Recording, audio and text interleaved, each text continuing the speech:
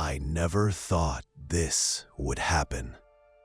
A killer in the romantic city of Florence kept people living in fear for over 17 years. The police arrested dozens of people, but the monster is still free and maybe still alive. In this video, we're diving into one of the most terrifying cases in Italy's history. A case that even the FBI couldn't solve. A story of serial murders, missing clues, and evidence that suddenly disappeared. At the end of the video, I have a shocking piece of evidence that might change everything you think you know about this mystery. So stay till the end. The air was hot, but its silence was colder than any winter. That night, Florence had a strange smell, a mix of dampness and gasoline. A smell later mentioned in every report. An old Fiat was parked by the road, swallowed by darkness, in the middle of a field. Even the dogs avoided that night. The girl drew shapes on the fogged-up window, her laughter echoing inside the car. The boy said, "No one comes here. Don't be scared." But just as he smiled, a shadow passed behind the glass. It wasn't from headlights. It wasn't the sound of an engine. A tall, dark shadow moved slowly, like someone afraid of their own footsteps. The boy turned his head. Nothing. Only absolute darkness. A sharp sound came from outside, like metal being sliced by a knife. The girl whispered, "What was that?" Before he could answer, gunshots broke the silence. 1, 2, 3. Each one beating like a pulse, closer to death. The window cracked. Blood splattered across the seat. The girl tried to escape, but the door was locked. A faint light caught the killer's face for a split second. A black mask, frozen eyes. No one heard their screams that night. In the morning, only a young officer found the scene. He said, "It's like the killer talked to the bodies, as if he was proud of what he did." And that's when it first appeared in an official report. Unknown killer, likely to return, but the people called him something else. The Monster of Florence. 3 years had passed since that night, but the city still couldn't sleep. The police said the case was closed, but everyone knew they were just pretending. One summer night, a newlywed couple drove out of the city near the Arno River. They parked their car, and the radio played a soft love song. Everything was calm until they heard a rustling sound. At first, they thought it was an animal, but the sound was too steady, like slow, deliberate footsteps. The girl asked, "Is someone there?" Silence. A faint beam of light flashed across the windshield. A flashlight.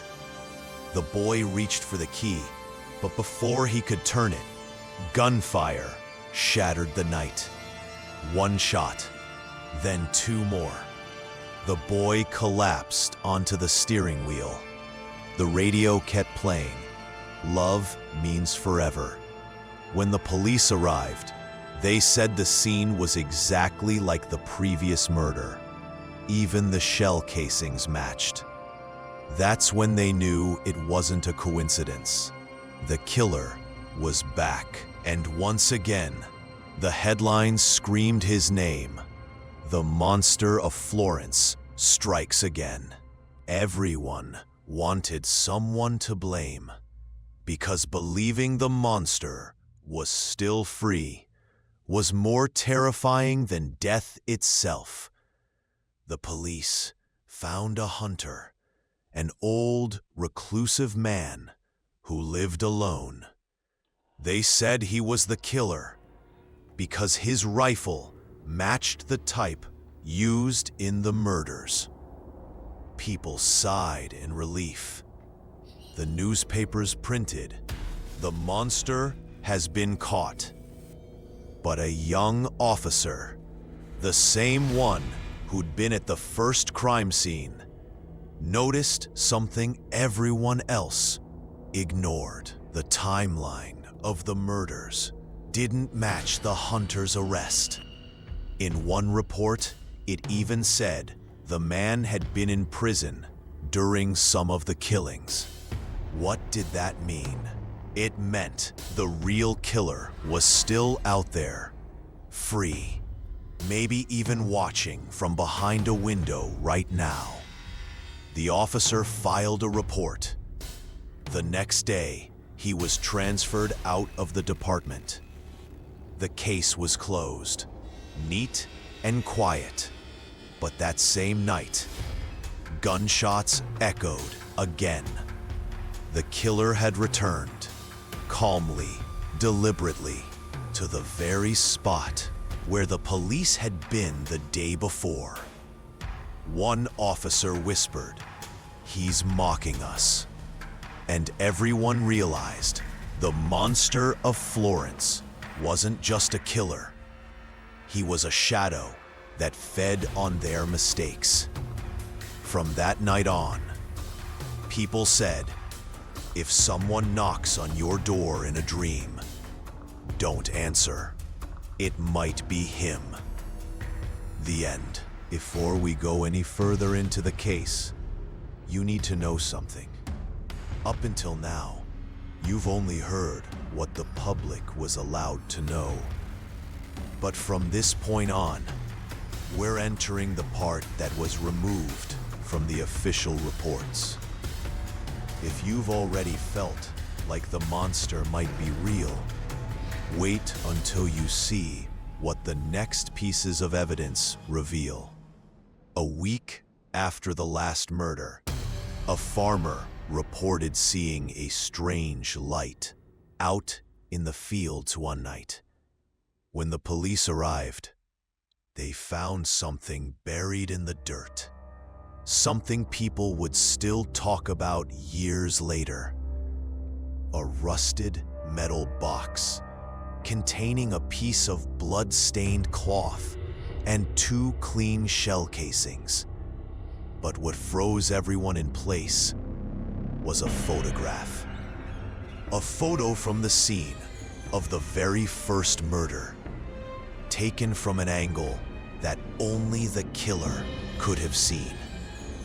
It meant he was there, with a camera, calm and deliberate.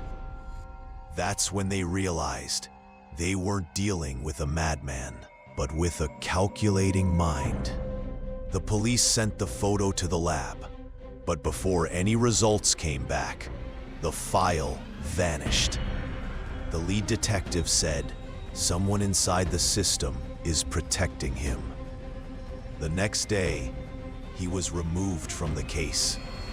And from then on, every officer who tried to uncover the truth either had a heart attack or a car crash.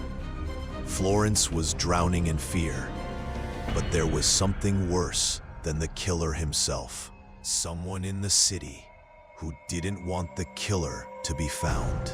After the last murder, Florence stopped breathing. The streets were empty. People locked their doors at night out of fear. But what made everything worse was the television. Every night, the same headline echoed: "The Monster of Florence strikes again." And with every word, fear crept deeper into people's homes. One night, during a live broadcast, a TV host said, "Maybe the killer is watching us right now." The words went out on air, and 10 seconds later, the screen went black. The next day, the host disappeared. Police said he went on a trip, but the people whispered he was hunted too. From that night on, the media stopped talking about the monster. But something strange began to happen. Every time the city went quiet, another murder followed. It was as if the monster fed not on blood, but on silence. A brave journalist once said, "Our fear controls us, not the killer." That same night, an envelope arrived at her office. Inside was a single .22 caliber casing and a note that read, "If you talk about me, I'll talk about you." After that day, no one dared to say his name out loud. But everyone understood something far worse than a killer was among them. A shadow living in every broadcast, every picture, every silence. When the Italian police ran out of leads, they called for help from the United States. The FBI joined the case, the same people who had hunted serial killers like Ted Bundy and Jeffrey Dahmer. But this time, even they said, "What we're dealing with doesn't fit any logic." Their analysis showed the killer was trained, precise, emotionless. One agent said, "This isn't the work of a psychopath. It's the work of a mind." The American investigators mapped the murders and discovered something strange. The locations formed a perfect circle around Florence. And at the center of that circle, an old church, abandoned for years. When they entered, they found words written on the wall, in blood. "God sees me, but you don't." In that moment, everyone realized this wasn't just a murder case. It was a message to the world. A few weeks later, the FBI quietly left Italy. No reports, no explanations, just silence. A local officer said, when they left, they took a box with them, labeled "Top Secret." And from that day on, no one ever saw them again. A journalist later whispered, maybe the monster wasn't just one person, maybe he was a project. And people laughed, nervously, fearfully, because for the first time, they felt that even laughter itself might be a sin.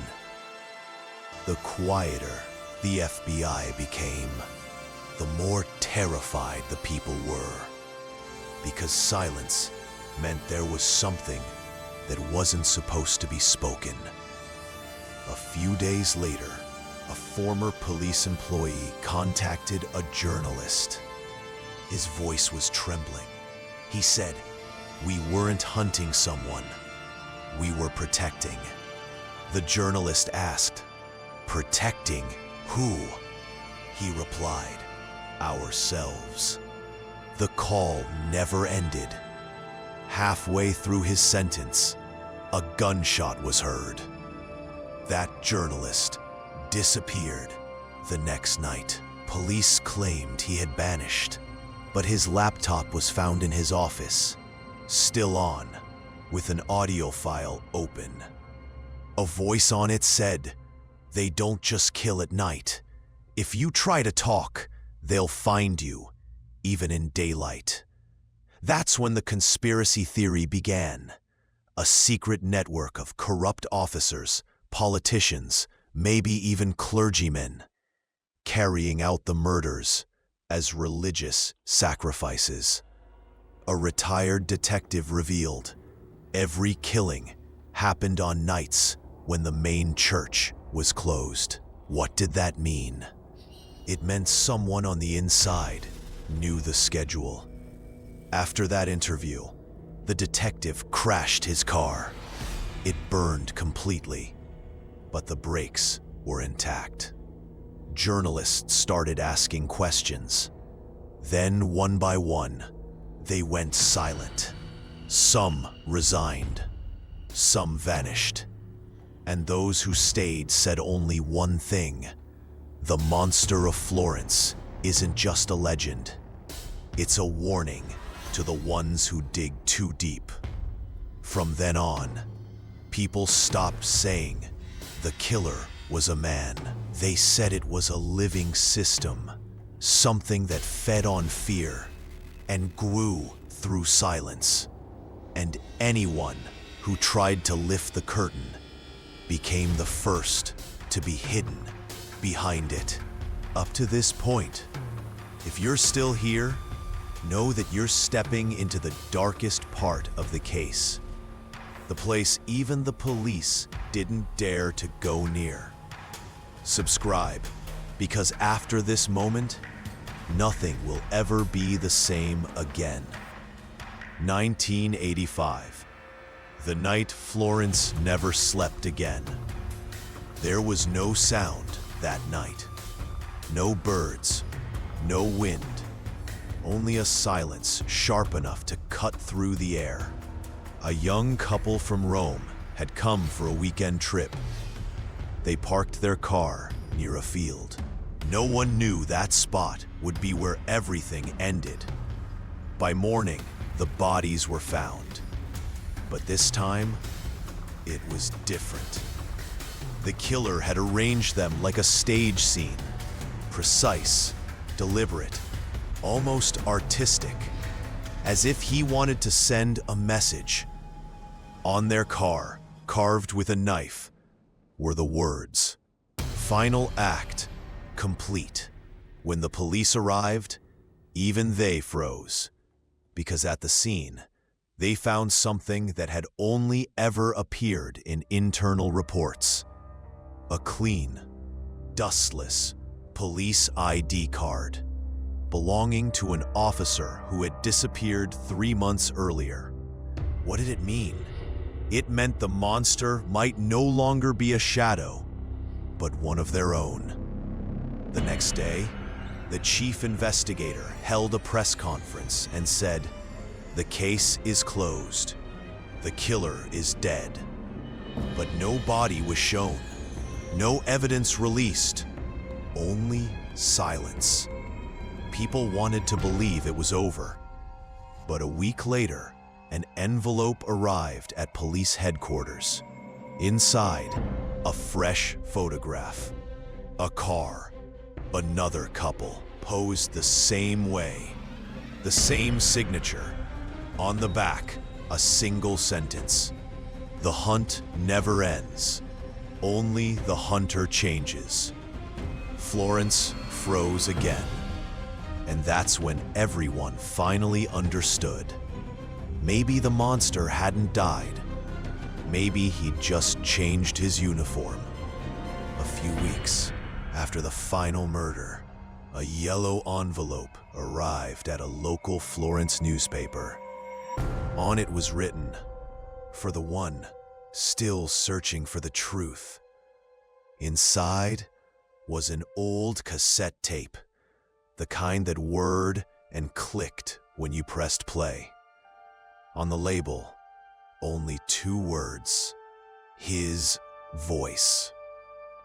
When the police played the tape, It began with a few seconds of silence. Then came the voice of a man, calm, cold, speaking in a thick Florentine accent. He said, "I was one of them. I saw how they told him to shoot. I saw how they burned the evidence. I saw how they sent that damned box to America." His breathing quickened. A faint rustling followed, and then another voice whispered, "Now it's your turn." The tape ended with a scream. The recordings were analyzed. The result? Neither voice could be identified. Not in police archives, not in any vocal database. It was as if neither of them had ever existed.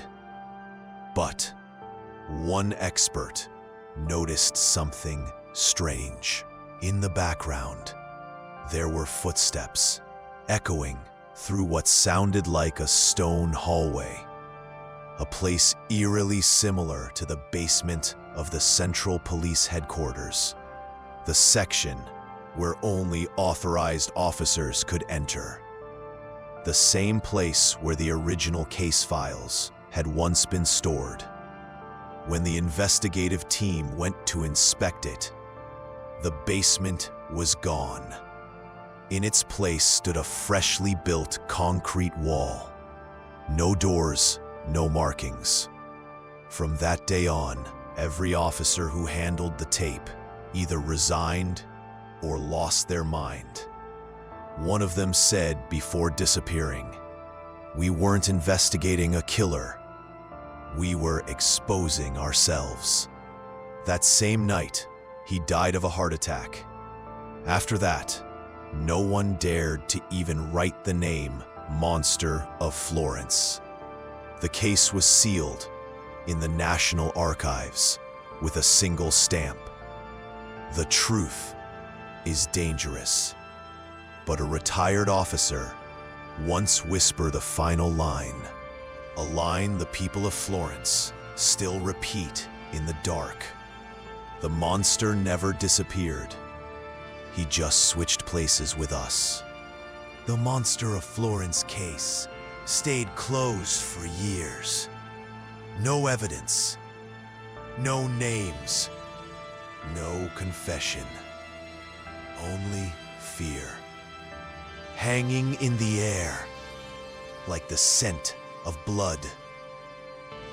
But years later, the internet changed everything. An anonymous channel on the dark web uploaded a video, a shaky, grainy clip of a masked man sitting in an old room. The wall behind him was covered with photos of the victims. His voice came from behind the mask, the same calm, cold tone heard on the old tape. He said, "You thought I was gone? No. I was just waiting for everyone to forget. Now it's time to come back, because you kept me alive with your fear." Police called it a hoax, but the people said it was the same voice, the same stare, the same knife on the table. A journalist from Florence claimed the video everyone saw was only 30 seconds long, but there's a longer version, and the second part, it's set to drop tonight. That night, the internet exploded with one phrase: "The monster returns, 2025 update." And once again, everyone found themselves asking the same old question. If the monster is truly dead, then who's making these videos? In the next video, we'll examine that leaked file, the forbidden clip police refuse to let the media broadcast. Why does it show a familiar face? And why does the voice sound like a current officer's? Until then, keep one question in your mind. If the monster is alive, how long has he been watching us?